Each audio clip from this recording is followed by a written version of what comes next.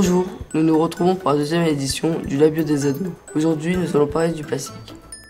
Les chroniqueurs du jour sont Mensa pour le mot du jour, Hola. Tom pour l'innovation scientifique, Bonjour. Kylan pour le saviez-vous, Coucou. Hugo pour le tuto, Salut. et l'invité du jour est Nazli qui nous vient d'Égypte. Nous l'utilisons tous les jours, mais connaissez-vous l'impact du plastique? C'est ce qu'on va voir maintenant. Le plastique représente un risque sanitaire à l'échelle mondiale. Chaque étape du cycle du plastique représente un danger. L'extraction et le transport de matières premières fossiles qui servent à fabriquer le plastique. Leur transformation en plastique, car des éléments toxiques et cancérigènes sont alors libérés dans l'atmosphère. Leur utilisation entraîne l'ingestion et l'inhalation de microparticules de plastique et de substances toxiques associées. On trouve 2 fois plus de microparticules dans l'eau en bouteille que dans l'eau du robinet. Le traitement du déchet. En 2015, seulement 9% ont été recyclés dans le monde. Les 91% restants se sont retrouvés dans des décharges ou dans la nature, représentant une source de pollution plus importante pour l'eau, le sol et l'air. Les effets sur la santé sont divers. Impact sur les systèmes immunitaires et respiratoires, perturbations endocriniennes, baisse de la fertilité, hausse des risques de cancer. Vous cherchez des alternatives aux bouteilles plastiques? On vous les présente maintenant avec Hugo.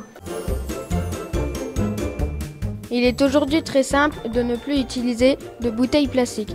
La gourde en inox est devenue indispensable ces dernières années. Même les jeunes stars, comme le rappeur Romeo Elvis, en font la promotion. Ces gourdes gardent le froid ou le chaud pendant plus de 6 heures. Sans BPA et avec leurs parois en acier inoxydable, elles sont durables et sans danger pour la santé. Dans les pays où l'eau potable coule au robinet, vous n'avez plus d'excuses pour ne pas emmener votre gourde partout.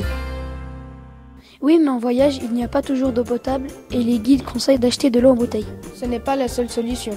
Depuis une dizaine d'années, les gourdes et pailles filtrantes ont été inventées. Grâce à des filtres très puissants à nanoparticules, 99,99% des contaminants sont supprimés. Virus, bactéries, parasites, métaux lourds, etc.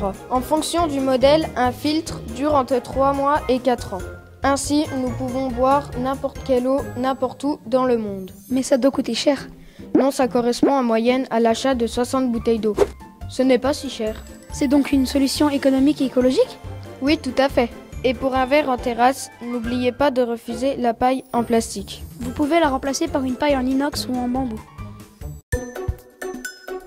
Combien de bouteilles plastiques utilisons-nous par jour? Réponse maintenant. En France, où l'eau potable coule au robinet, elle est aussi vendue en bouteilles plastiques. Savez-vous quelle quantité de bouteilles cela représente? 175 bouteilles d'eau sont vendues chaque seconde. 9,3 milliards de litres d'eau en bouteilles sont consommés par an, soit l'équivalent de 14 fois le Stade de France. Notre pays fait partie des 5 pays au monde qui consomment le plus de bouteilles en plastique.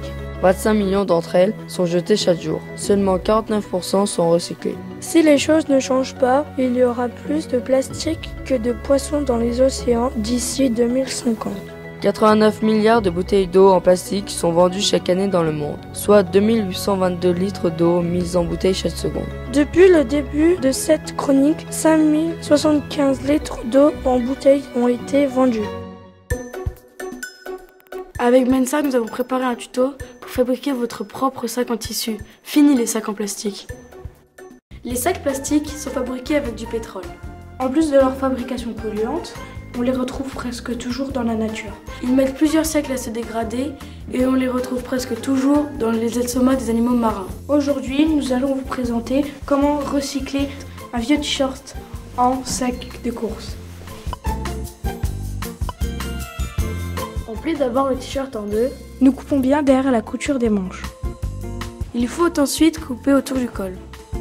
On déplie le t-shirt. Dans la largeur, on coupe des bandelettes d'environ 1 cm. Ensuite, on noue les bandelettes entre elles. Enfin, on coupe les épaules et on fait des nœuds pour faire les poignets. Voilà, on a fini. Maintenant, on peut aller en course. Et ouais.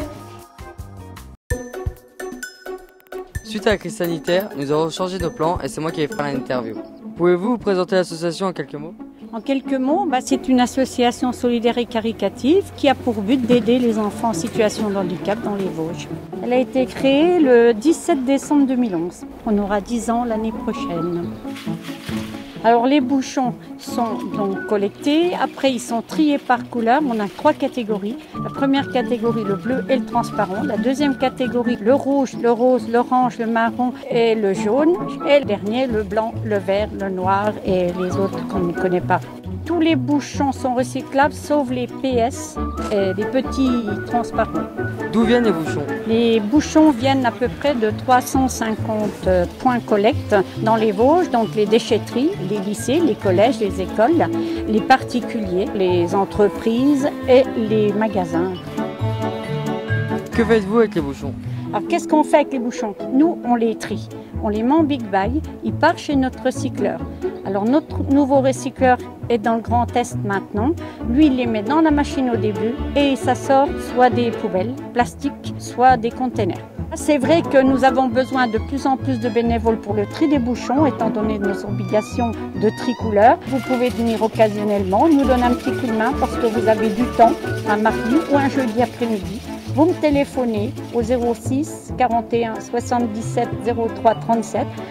À cause des gestes barrières, on est obligé de vous préparer votre place. Recyclez chez vous et n'hésitez pas à contacter Bouchons Handicap 88. Et pour finir ce journal, nous laissons la parole à Nazli. Bonjour. Bonjour. Comment ça va? Ça va et toi? Ça va très bien. Je vais te poser 2-3 questions. Vas-y. Quels sont les problèmes que rencontrent les gypses au niveau de la pollution?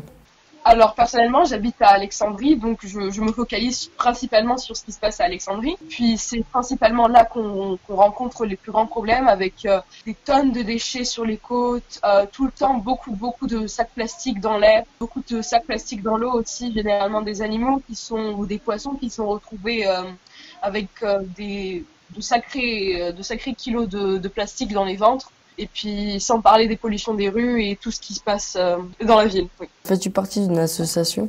Oui, je fais partie des Little Citizens for Climate. C'est une organisation internationale qui fait participer tous les jeunes possibles. On a plein d'ambassadeurs en Égypte, en Chine, en France. Et le but, c'est vraiment de faire participer tout le monde à l'échelle de son pays et si possible plus grand. On essaye d'organiser des événements, on écrit des articles, on fait des activités. Que ce soit pour généralement nettoyer les parcs, des nettoyages de la plage. Et puis on passe dans les écoles pour récupérer les bouchons de bouteilles en plastique et on essaye de tout le temps faire de nouvelles choses. Est-ce que la population te suit facilement? Quand on fait des clean-up, les gens vont venir nous poser des questions, ils vont nous demander pourquoi est-ce qu'on fait ça parce que c'est pas dans les mœurs. Donc ils vont venir demander pourquoi est-ce qu'on fait ça. On demande aux gens qui se trouvent sur place s'ils veulent nous aider. Généralement, on a des réponses positives. Ils nous suivent, en fait, ils viennent nous aider. Ils prennent un sac en plastique. La plupart du temps, ça va. Les gens sont réceptifs. Est-ce les plus jeunes ou les adultes qui sont investis? C'est plus les jeunes, jusqu'à présent, qui se sont investis. Généralement, quand il y a des parents avec eux, ils viennent avec nous. Mais par exemple, moi, quand je fais des activités, c'est plus dans les écoles et c'est des terminales au CP qui viennent essayer de nous aider. D'où est venue la prise de conscience d'agir pour l'environnement?